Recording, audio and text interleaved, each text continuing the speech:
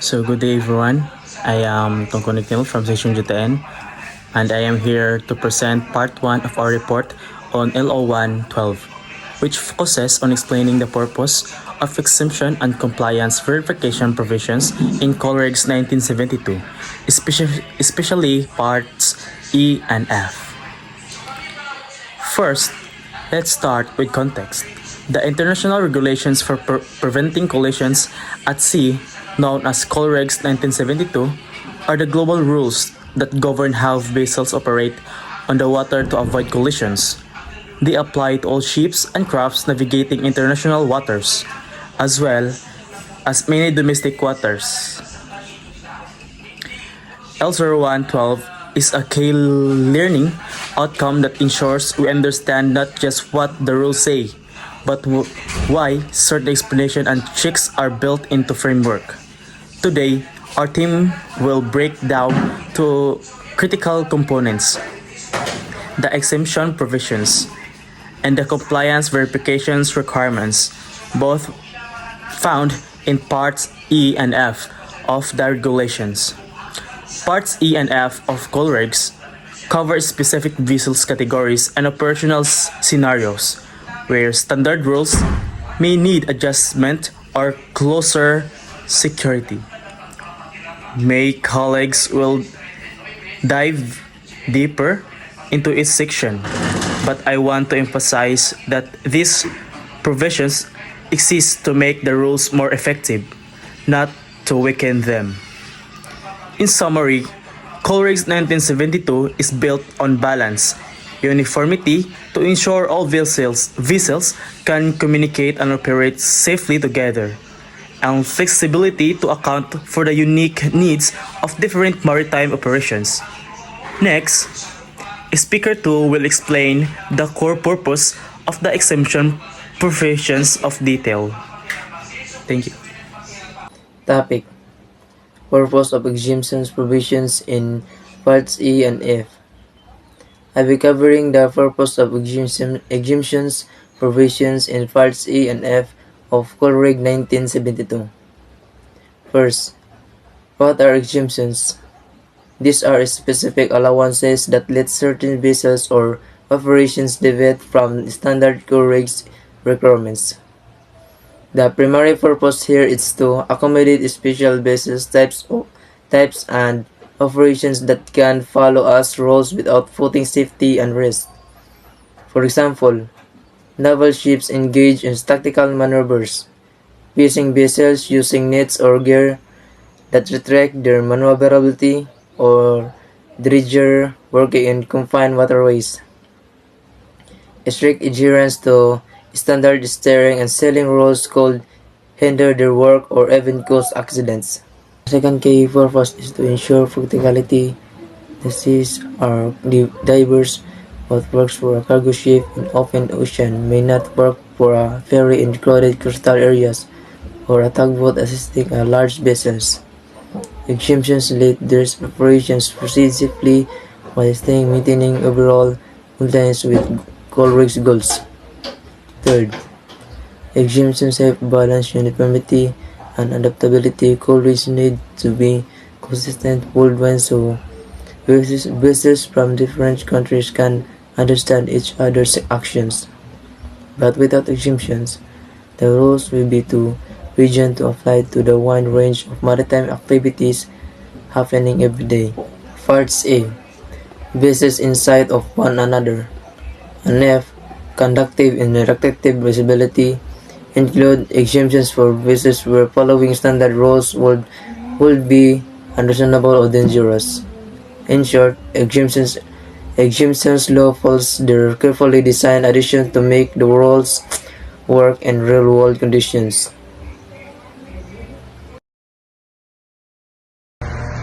Good day, sir.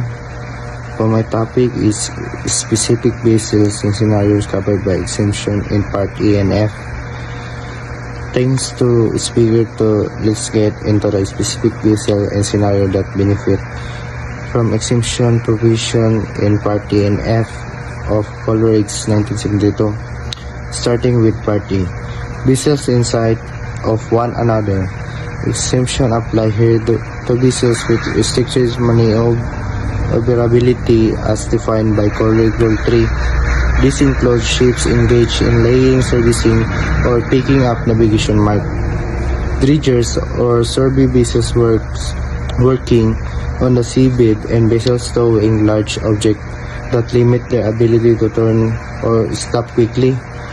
For these vessels, following standard give way or stand on rules isn't visible, so exemption let them to take action necessary to stay safe while others are required to keep clear. Fishing vessels are another key group under Part E. When they're engaged in fishing, not just traveling, they're exempt from certain steering rules because their gear can restrict movement. For example, two fishing vessels operating near each other have specific rules to avoid tangling gear different from how cargo ships would interact. Moving to Part F. Conducted in restricted visibility, exemption here apply to vessels that can safely follow standard rules like maintaining a safe speed or sounding proper signal due to their operation.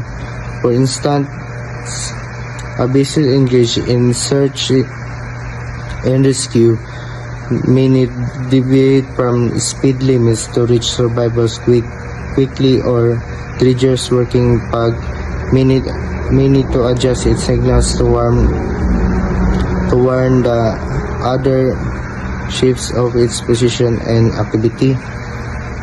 It's important to note that exemptions are not automatic. They only apply when the vessel is actually engaged in a specific operation that justifies the deviation. If the operation is stopped, the vessel must return to full compliance with the standard COLREGS rules. Topic: Purpose of Compliance Verifications Provisions. Thank you, Speaker 3. Now, let's shift to the other side of LO1.12. The purpose of compliance verification. Provisions in parts E and F. Verification is the process of checking the vessels are following COLREGS rules, including when exemptions are used. The first core purpose is to enforce rule adherence even with exemptions. All vessels must operate in a way that prioritize collision prevention. Verification ensures that divisions are only made when necessary and the vessels are still meet basic safety standards. For example, a dredger using an exempt must still have working navigation light and sound signals appropriate for its operation. A second purpose is to identify non-compliance risk. Regular checks done through port state control inspections, flag state auditions, or non-board self-assessments help find issues like faulty equipment, improper use of exemptions, or lack of crew training. Catching these problems, low power,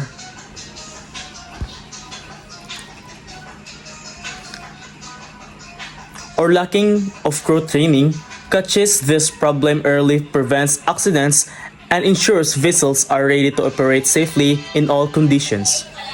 Third, verification maintenance regulatory integrity. COLREGS only works if all vessels following the rules consistently.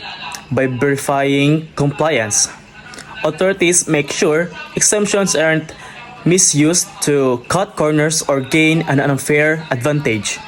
For instance, a vessel can claim an exemption for restricted maneuverability if it's just carrying a large cargo that does not actually limit its ability to maneuver. In parts E and F, verification focuses on whether vessels are applying the right rules for their situations. checking that giveaway actions are taken when needed. Signals are correct, and exemptions are only used for approved operations. This process keeps the system fair and effective for everyone on the water. Now, Speaker 5 will wrap up with how these provisions work together and their real-world impact. Topic: Integrations of provisions and real-world impact. Thanks, Speaker 4. I'll be wrapping up our report by discussing how exemptions and compliance verifications provisions work together and their impact on maritime safety. First, let's look at integration. Exemptions provide the flexibility needed for special operations, while verifications ensures that flexibility doesn't compromise safety. For example, a fishing vessel using an exemption under Part E must still pass checks to confirm its gear is properly marked. Its crew understands the rules, and it's only operating in areas where the exemption applies. This balance means the rules are both adaptable and reliable. The real-world impact of these provisions is significant. Since COLREGS 1972 was implemented, collision rates have dropped globally, and these provisions play a key role in that success. For instance, in busy ports where riggers and cargo ships operate close together, exemption let draggers work efficiently while verifications ensures other vessels keep a safe distance, preventing groundings and collisions.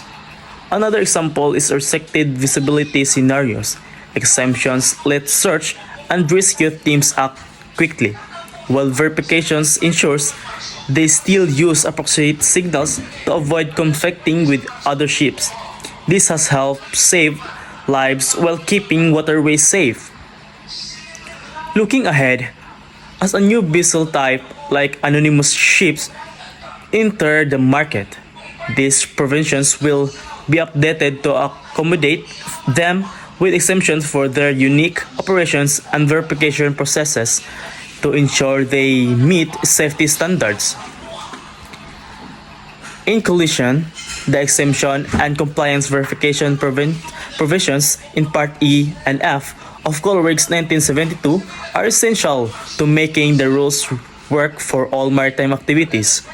They balance flexibility and accountability, ensuring that every vessel can operate safely while contributing to a global system of collision prevention. Thank you all for listening to our report on LO1.12.